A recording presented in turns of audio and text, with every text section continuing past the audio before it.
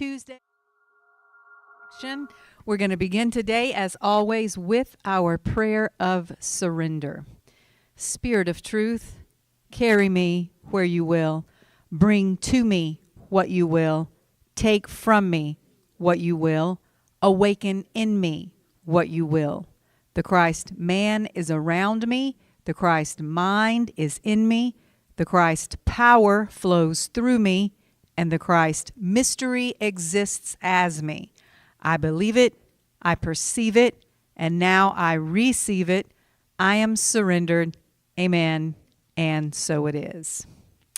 As we are winding down the final days of the month of February, during which our theme in the devotional has been redefining my spiritual practice, we are reminded by today's devotion to not allow ourselves to get stuck in any one spiritual practice if it is no longer serving us or working for us, which is our theme for the whole year at the church. Is it working for you? So with that in mind, let's say our affirmation for today together. I will not get stuck in any practice that is no longer serving my spiritual needs. And here's the text. Some spiritual practices are only meant to be a part of your life for a season. Once they have fulfilled the purpose they were meant to accomplish in your life, you no longer need them. We all move, learn, and grow at a different pace.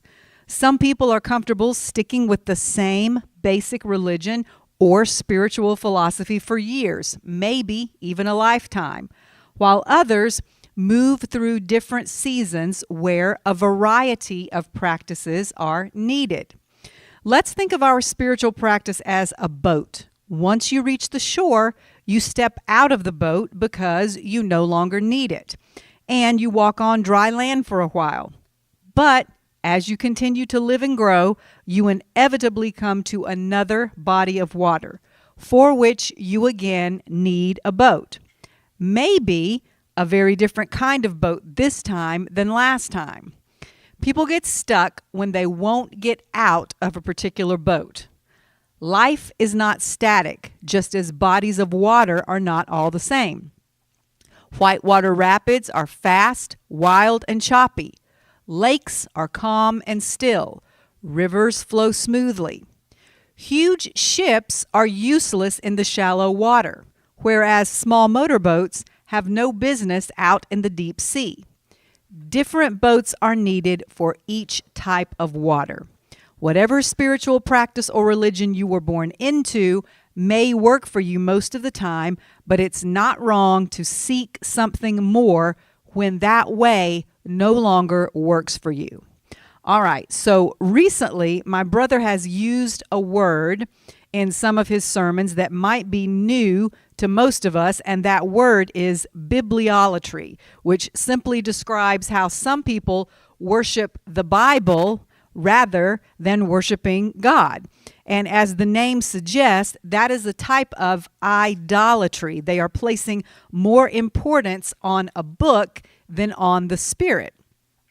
Similarly, some people worship their particular religion rather than the God of that religion and the religion that was created to help us worship God. Religions are like tools. It's great to have a hammer unless you need a screwdriver. If you need a screwdriver and all you have is a hammer, it's not very useful and it probably won't get the job done. But for some reason, we don't look at it quite that way when it comes to religion. We don't realize it's something we can change, like grabbing another tool or like stepping out of a boat, which is the title of the devotion today, Step Out of the Boat. I'm reminded of the story in the Bible where a group of Pharisees were basically trying to snitch on some of Jesus' disciples. They were telling on them to Jesus, saying they did something. I think they were walking through a field and they were picking grain because they were hungry. And the Pharisees said they're not supposed to do that because it's the Sabbath. And Jesus' response to them was, the Sabbath was made for man, not man for the Sabbath. And that's how I feel about religions and or spiritual practices. They have all been created by man to help us understand and feel closer to God. So they're there for us to use for that purpose. But we seem to have gotten ourselves into a position where the tail is wagging the dog sometimes, as it were. So let's remember what religion and various spiritual practices are for, and not become mindless slaves to rules and doctrines and dogmas that have been created by man. Here's our final prayer. Progressive God, help me to seek out whatever spiritual practice best facilitates my connection with you during each season of my life. Amen. Okay, deep breath in. And now our connection affirmation. I allow perfect health in my body, perfect peace in my mind, perfect unconditional love in my heart, and the perfect divine timing of spirit to guide my life in thought, word, and deed. Amen. So I know everybody was expecting and was very anxious for another installment from the book that we've been dissecting for the last few weeks, Jonathan Livingston Seagull. No one more than I, because I have been loving it. And we're a little, excuse me, we are a little over halfway through it, but the next part really touches on some topics that I want to give a little more thought to before I present it to you. So that particular teaching is still a work in progress. And as all of you know about me, if I start in on something and I'm just not feeling the inspiration for it, I just switch because I know it's not what I'm supposed to talk about. So today we're going to do a little review of something I've shared with you before, but as you'll see, it fits perfectly with where I believe we are right now as a ministry corporately. A lot has happened since November of last year when Bishop Pearson made his transition. And while momentum is good, sometimes you just need to stop in the middle of that, take a breath, and get your bearings before you take another step. So have you ever felt that way? Like you're just going too fast? Sometimes you just need to go, okay, I've got to just stop and let all of this new stuff integrate and settle before I take another step forward. So I'm feeling that way a little right now, and I know I cannot be the only one. It's like we've got to... We've got the what now. Okay, you know, we talk about the what and the why. We understand the what. We've got a kind of a brand new mission. We're going into a new season, but now we need to remember the why. Our circle is widening, and part of that widening is going back and including some folks who aren't quite as far along the journey as we are. I was reminded of the story in the Bible where Jesus left the 99 and went out to find that one sheep who had been left behind. That's kind of the season we're in right now. And honestly, that can be a challenge sometimes. So today we're going to remind ourselves what we all have in common, no matter where we are in consciousness, because we are all truly connected. That's not just an idea or something we say. That's reality. We are all connected. And today we're going to talk about the Golden Rule of Interconnectedness. And I know it is going to set us up for and flow beautifully into the last half of Jonathan Livingston Seagull, which we will dive back into next week. Okay, on to our quotes. The first one. You are never alone. You are eternally connected with everyone. Amit Ray. Next, pull a thread here and you'll find it's attached to the rest of the world. Nadim Aslam. The next is by Holly Goldberg Sloan. Connectedness. One thing leads to another, often in unexpected ways. Next quote, with a clear intention and a willing spirit, sooner or later we experience the joy and freedom that arises when we recognize our common humanity with others and see that real love excludes no one. Sharon Salzberg. And this next one is kind of a long one. It says, there is really no natural limit to the practice of loving kindness in meditation or in one's life. It is an ongoing, ever-expanding realization of interconnectedness. When you can love one tree or one flower, one dog or one place or person, or even yourself for one moment, you can find all people, all places, all suffering, and all harmony in that one moment. Practicing in this way is not trying to change anything or get anywhere, although it might look like it on the surface. What it is really doing is uncovering what was always present. Love and kindness are here all the time, somewhere. In fact, everywhere. Usually, our ability to touch them and be touched by them lies buried below our own fears and hurts, below our greed and hatred, below our desperate clinging to the illusion that we are truly separate and alone. Make sure you are not trying to help anybody else or the planet. Rather, you are simply holding them in awareness, honoring them, wishing them well, opening to their pain with kindness and compassion and acceptance. Jon Kabat-Zinn. I love that. All right, we only have a couple more. The next one is by a man named Stephen Johnson. It is a great testimony to the connectedness of life on earth that the fates of the largest and the tiniest life should be so closely dependent on each other. And the very last one is by the late Congressman John Lewis. He wrote a book, and he was talking about some of his experiences in the civil rights movement, specifically that trip they all took across the bridge, the Edmund Pettus Bridge. He says, people are beginning to awaken to an idea we gave meaning to in the 60s. We are one people, one family, the human family. And what affects one of us affects us all. War that is waged for power or dominion over other human beings obscures the inevitable truth that we are all members of the same family. And no matter who has conquered whom, who now resents whom, who holds bitterness against whom, the only way we can have true peace is to set aside our injuries and our dedication to revenge and accept our equal divinity.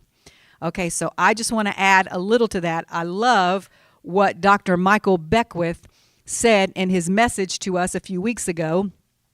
We all think of justice as a good thing, and it is. But justice without love, he said, is revenge. And revenge will not build the kingdom of God. So I love that. Of course, when you feel that you or someone you care about has been wronged, you want justice. But justice always has to go hand in hand with mercy.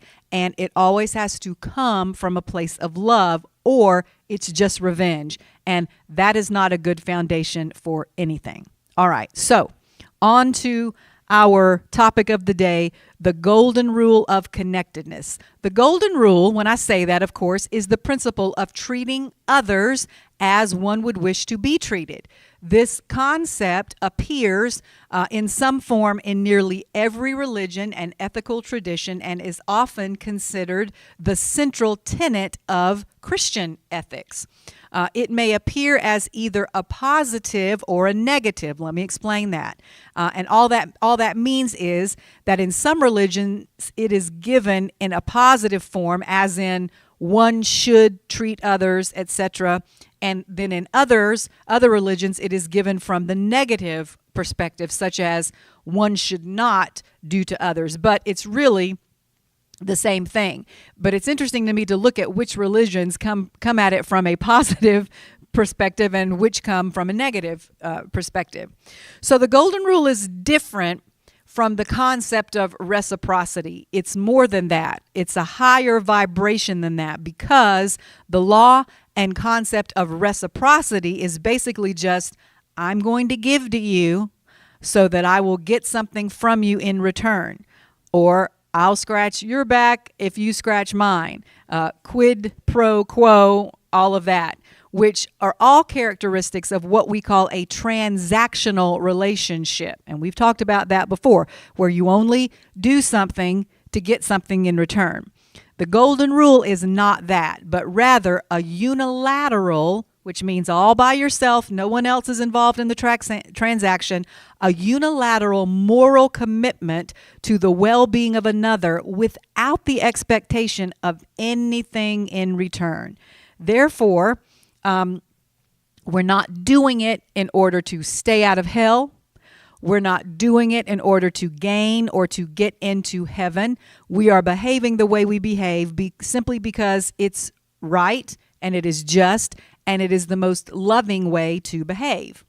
Psychologically, it involves a person empathizing with others or putting yourself in someone else's shoes. Philosophically, which I believe is a higher level or the next step above empathy, is perceiving your neighbor also as the I or as yourself, such as in the command to love your neighbor as you love yourself. So then the next one, sociologically, this philosophy is seen as a distinctive advance in the capacity of human groups to survive and reproduce, which means living this way is actually the best way for us to survive and reproduce. So, how do all the various religions express this concept of what we call the golden rule? I'm just going to go through some of them quickly. Buddhism says, treat not others in ways that you yourself would find hurtful. Confucianism, one word which sums up the basis of all good conduct, loving kindness. Do not do to others what you do not want done to yourself. Taoism, regard your neighbor's gain as your own gain, and your neighbor's loss as your own loss. Sikhism, I am a stranger to no one, and no one is a stranger to me. Indeed, I am a friend to all.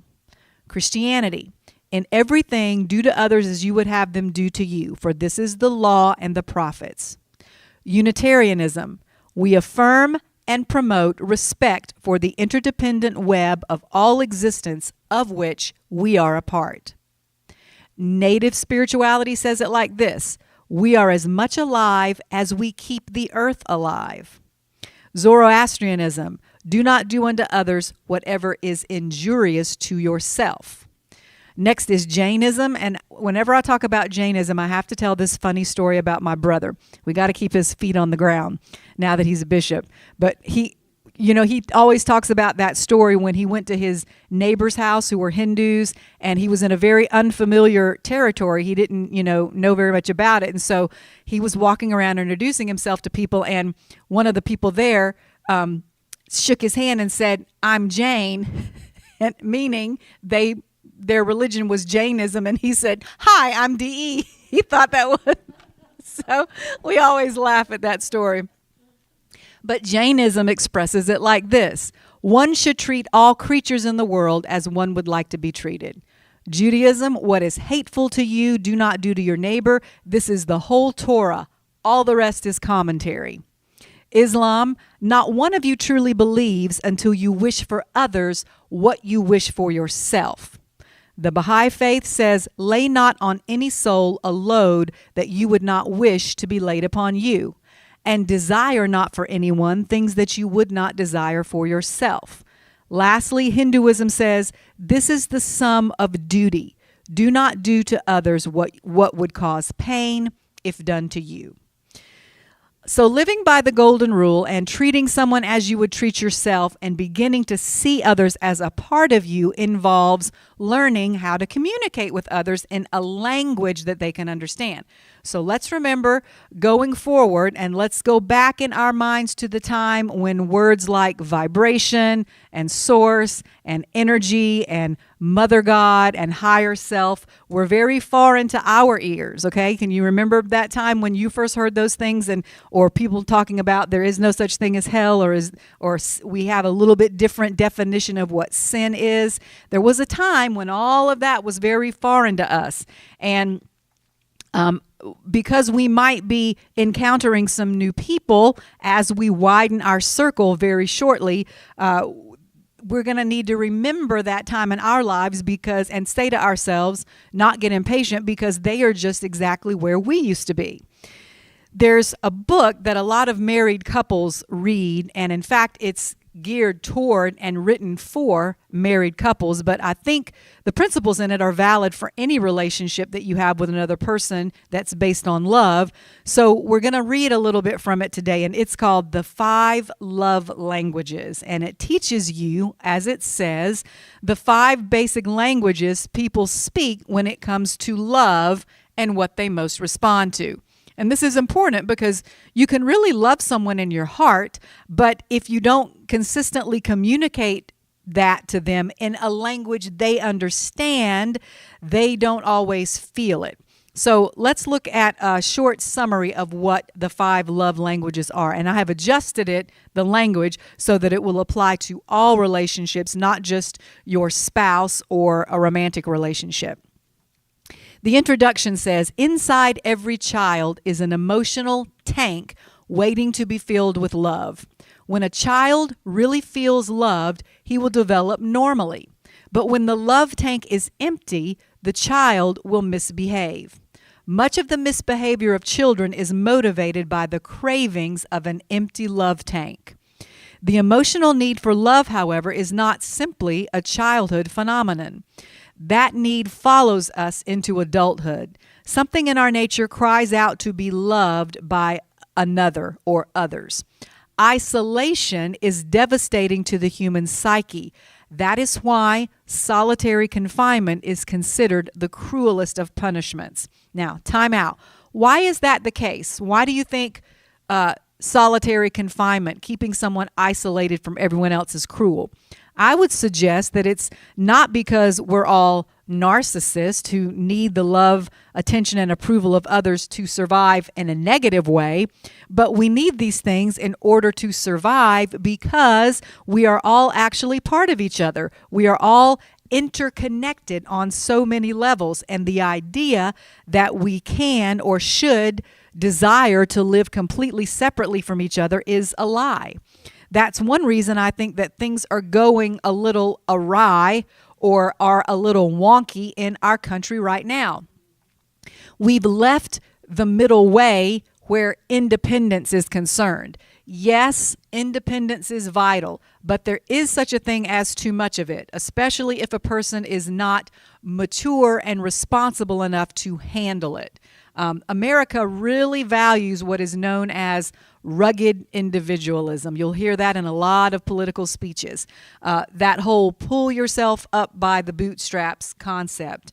But then we've also created a society in which bootstraps have been delivered to some and not to others. So it's not that easy.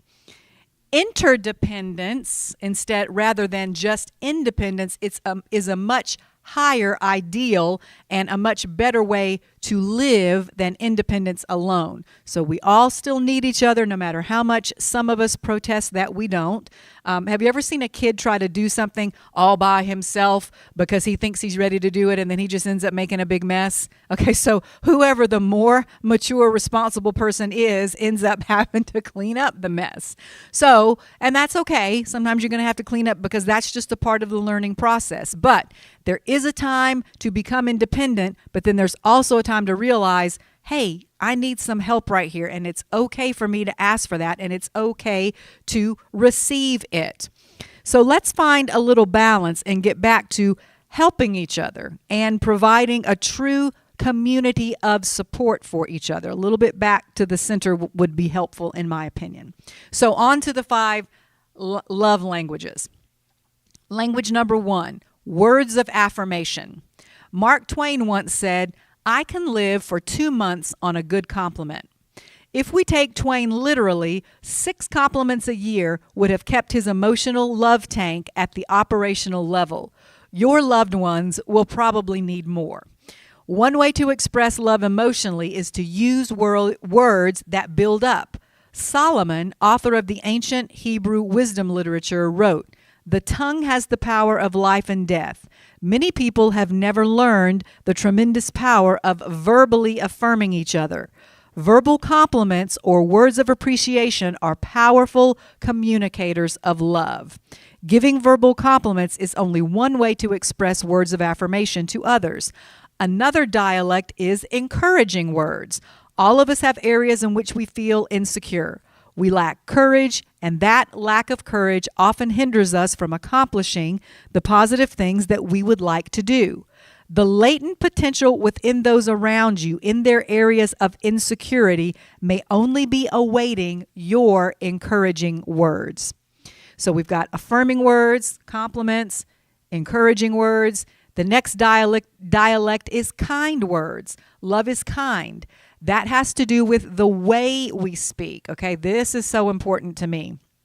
This is an issue I've had with my husband throughout the years, because sometimes it's not what you say, but how you say it.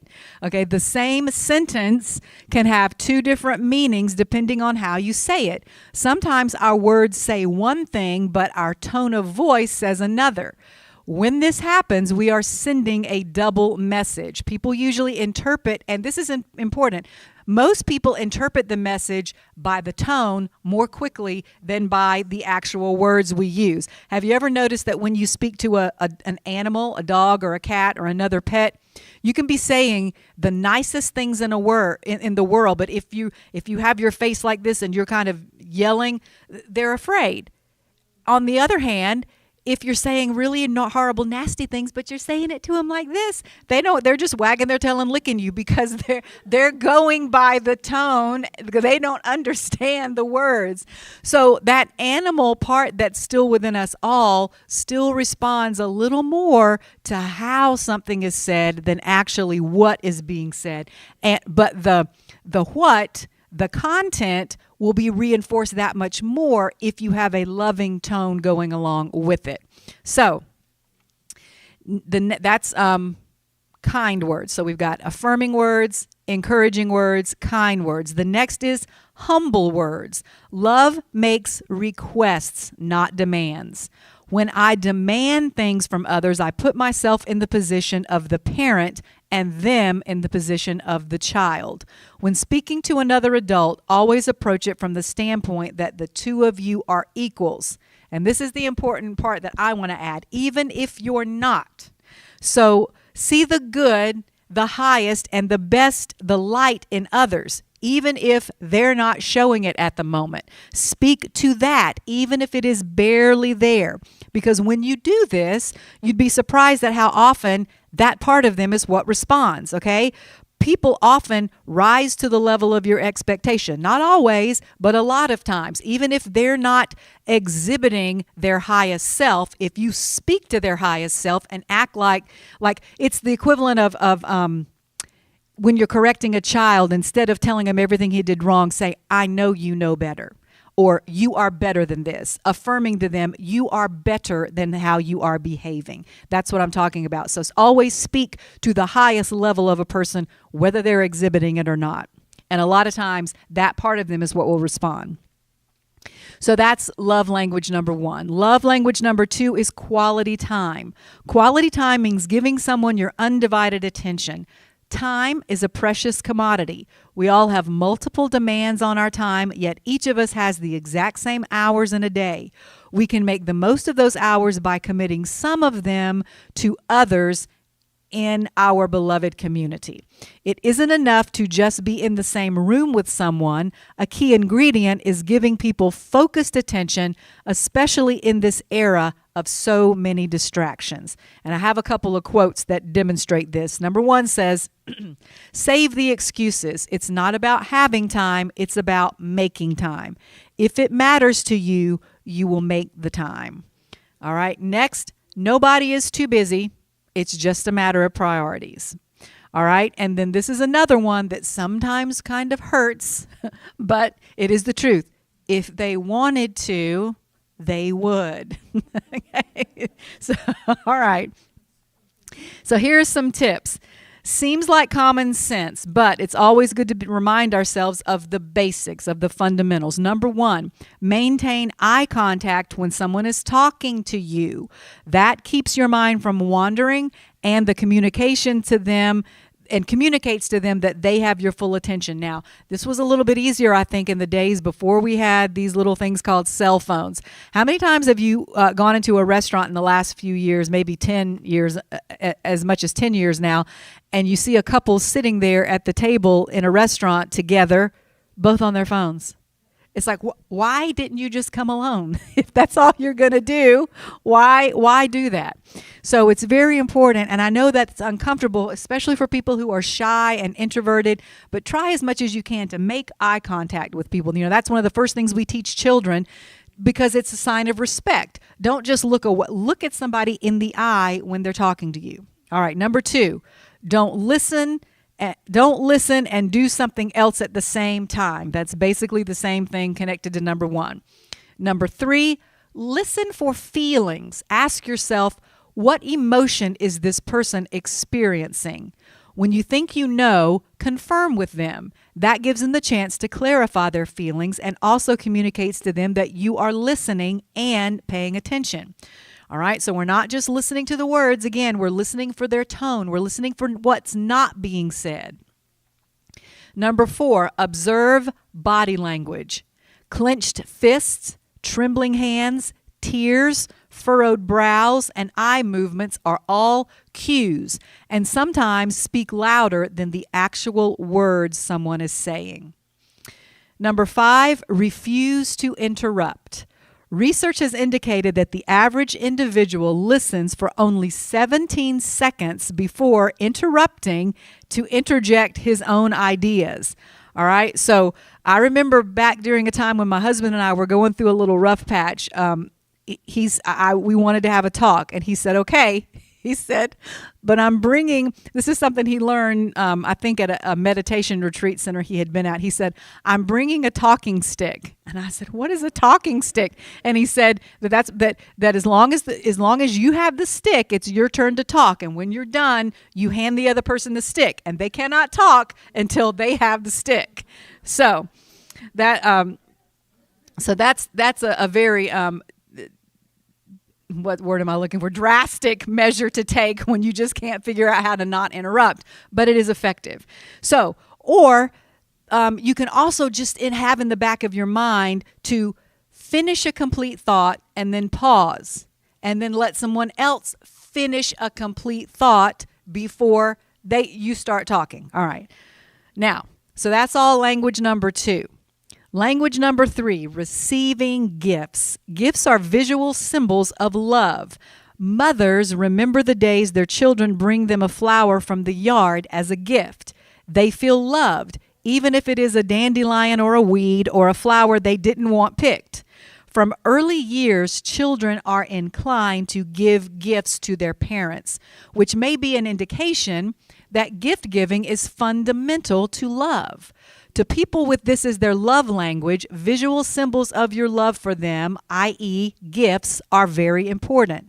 They are moved emotionally by gifts and see them as expressions of your love. Without these visual symbols, they may question your love. Even something as small as a handwritten note or a cup of coffee can mean the world to someone if this is their love language. So that is language 3, receiving gifts. Language number 4, acts of service. This means doing things you know someone would like for you to do. Such actions as cooking a meal, setting the table, picking up a prescription, washing a car, etc. Now, my mom, this is definitely one of her love languages. She would rather me sing in some concert she has put together or drive her someplace where she can't drive that means more to her than any physical object I could ever give her. For years and years and years, my gift to her at Christmas is being in whatever production she wanted me to be in without complaining or singing or doing something like that. So that is the language of acts of service. Now, acts of service require thought, planning, time, effort, and energy. If done with a positive spirit, they are indeed expressions of love. Now, I'm going to give you one little caveat here. Sometimes, though, acts of service, you think you're helping, but you're not. And this happens, I think this happens most of all with people who are living in close quarters. I'm going to tell a story about my mother-in-law. She lived with us for 7 years. I have a very specific way I like to do my laundry. Okay, I always have. But when my mother-in-law lived with us, she thought she was helping by doing my laundry. And I hated when she did my laundry. I didn't like the way she folded. I didn't like the way she put everything together. She shrank a lot of stuff. She didn't hang anything dry. And so I would always tell her, Granny, I got it. And no matter how many times I nicely told her, she would still do it. And it drove me crazy. And I remember I walked in the house one day and I looked down the hallway and she was in the bathroom getting the hamper. And I had just clapped my hands like I was clapping it. I said, Granny, I've got it. and I hated to be that forceful with her, but I had asked her repeatedly.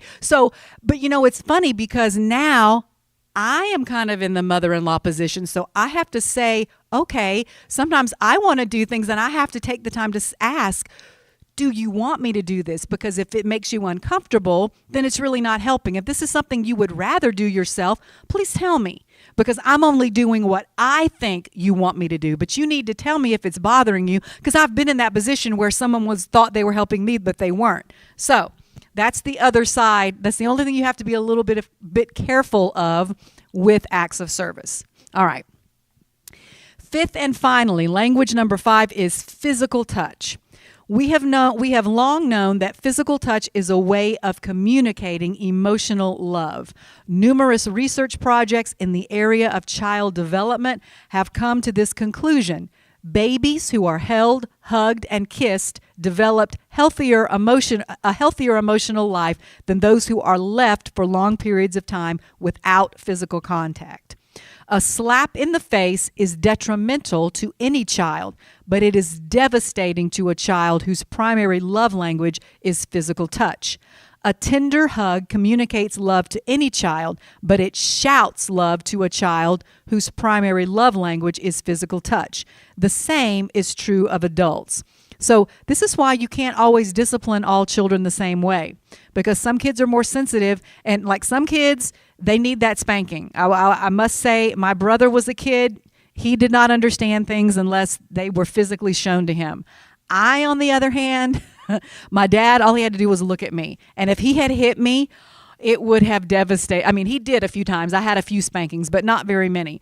That is, to me, that's why you can't just say, this is how you discipline every child, because every child is different. And children who have this love language, you have to be very careful the way you physically discipline them. Now, this can be a touchy area because of the fact that we live in an era where we are very aware of sexual abuse. So, this is the language you have to be the most careful with. Everybody is different, and some people are just not touchers. And especially if someone has been sexually abused, they may be very uncomfortable with touching. So until you get to know someone well, it might be best to let them take the lead about their level of comfort with physical touch. Most of the time, you can tell by someone's body language if something is making them uncomfortable. Also, it never hurts to ask. I remember I went to the funeral service of one of my high school friends. His mother had passed away. And I hadn't seen him in a long time, but we had reconnected on Facebook. And so I went to his mother's funeral. It was here in Atlanta. And I went down, and it was him and his sisters, and I knew all of them. I had gone to high school with all of them. And I hugged the two sisters, and they were both very, they just hugged me back, and I said, I love you. And and then when I hugged him, I said, I love you. And when I said that and hugged him, I just felt every muscle in his body tense up. And I just thought, I probably should, I should have read that a little bit differently. I don't know how I could have in that situation, but you can tell when someone is just not comfortable with physical touch. So you might need to let that be. But pretty much everyone is okay with a handshake or a light pat on the back when you pass them. Another thing this brings up, your kids. Don't force them, you say, give so-and-so a kiss or give so-and-so a hug. If they really don't want to, don't force them to, because to me, that just gives them a negative feeling around physical touch. If they are forced to hug somebody that they're not really comfortable with, they don't know that well, or kiss a relative they haven't seen in 5 years, don't force them to do that, because That's never going to end well. So the big question is, how do you know what someone's, that's the end of all our love languages. How do you find out what someone's love language is? One way you can figure it out is by the principle of the opposite. For example, what hurts someone is most probably their love language. Let me explain. If you can tell it hurts someone's feelings for you not to do something, then it will make their day for you to do it, okay? Whatever it is, whether it's acts of words or acts of service or quality time or a gift or physical touch. So that's one way, by noticing what hurts them, which is the opposite. If it hurts them for you not to do it, they would probably like for you to do it. Number two, sometimes you can figure it out by what they most often request. So don't see it as nagging. If someone is constantly asking you, how do I look in this outfit? That's probably a pretty good sign that their love language is words of affirmation, because they're constantly asking you to affirm them. So don't say, oh my gosh, why do I always have to, if they're asking you, that's their love language. So, or if they're always asking you to do little things for them, it's probably a good bet that their love language is acts of service. So, number three, you can figure out what somebody's love language is by how they show their love or to you, okay? Most people show love to others in the way that they like to receive it. So, pay attention to how they express their love to you, because that's probably how they like to receive it. So this is an example. One of my husband's love languages is physical touch. It is most men, but so that's the way he expresses love. But something happened I will admit it took about 20 years into our marriage for him to realize this, but he came to me one day and he apologized out of the blue because he had realized that he would always come along and like run his hands through my hair or do this to my head. And to him, that was very playful and loving. But he finally understood it annoyed me because I had just fixed my hair. And so it also kind of made me feel like a dog. It's like, why are you patting me on the head? But it took him 20 years and he finally said, oh, I realize you don't like that. I was like, you think? I was like, have you seen my face every single time you've done it for 20 years?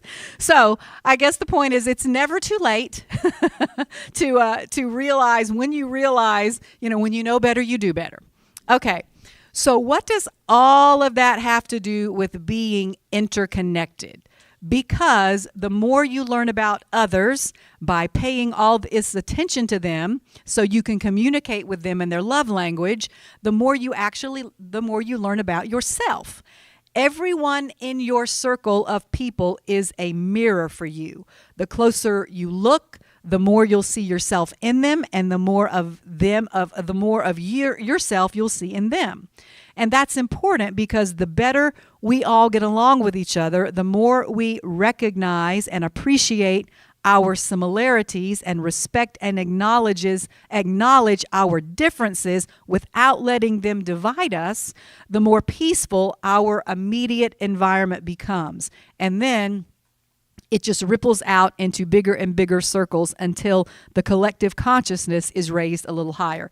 That's another word that we've come to know here that maybe some people who will come in shortly do not understand. Collective consciousness. That's a good example. So I'm going to say, what do I mean by that? What do I mean when I say collective consciousness?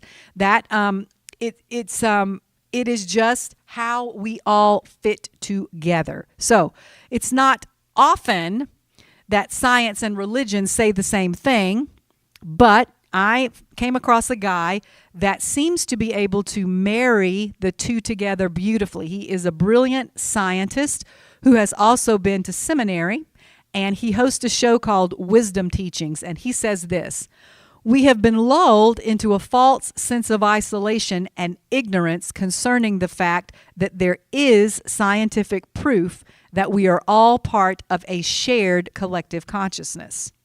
The information I'll share with you today breaks apart the skeptical view of most of the scientific world that there's nothing really out there, that there is no God, that there is no higher presence. This theory falls apart once you are armed with this data. So then he goes on to say this: there is scientific validation that the essential truth of our nature is spirit. The more you understand the universe, the more you realize that spirituality is the bottom line. And though many people used to come to that conclusion through religion, we are now able to come to that conclusion through science. In one of his shows, he said that's the end of his quote. Then in one of his shows, this data he refers to is by a neuroscientist who has studied something he calls the mental field, which is just another name for collective consciousness, where what you think in your mind actually ripples out around you, creating this field and can be detected by others. The way he did this was by placing 37 computers at different places around the world, and then he measured the subtle fluctuations that occurred in the electrical current flowing through these computers. He went into a lot of complicated things I didn't understand, but the bottom line is he called it the Global Consciousness Project, and the results were that he found if enough people around the globe are focused on the same event at the same time, the electrical energy, which current science tells us has nothing to do with human consciousness, they separate those things, is significantly affected. So some of these events are planned and some of them were random and unexpected. But he just left these 37 computers running constantly. And one time that he did this was in 1997 when the verdict of the O.J. Simpson trial was going to be announced. Now, if you'll remember, a lot of people were worried that there might be riots if he were found guilty, and it was a very emotionally charged case. So scientists were watching these computers when the verdict was announced to see if the electrical current would be affected, and they were. The effect was the greatest when the worldwide audience was the largest. So that was a planned event that they knew was going to happen, and they looked at the data, and it showed that when enough people were watching the same thing at the same time, it affected the electrical current that was running through these computers. An unexpected event where this also happened years later was 9/11. The computers started going crazy, not just in America, but all over the world. So as a result of these studies, the scientists determined that just as when large numbers of people are agitated, it affects the computers and their electrical activity, the same can occur and have a calming effect when large numbers of people meditate at the same time, So it works both ways. The same scientists got 7,000 people to meditate at the same time and were able to conclude that while this meditation was going on, global crime and terrorist activity went down significantly. Think about the implications of that. Just like we've talked about before, that you as an individual have power over your own body and over your own health through your thoughts. Remember, you can think yourself sick or you can think yourself healthy.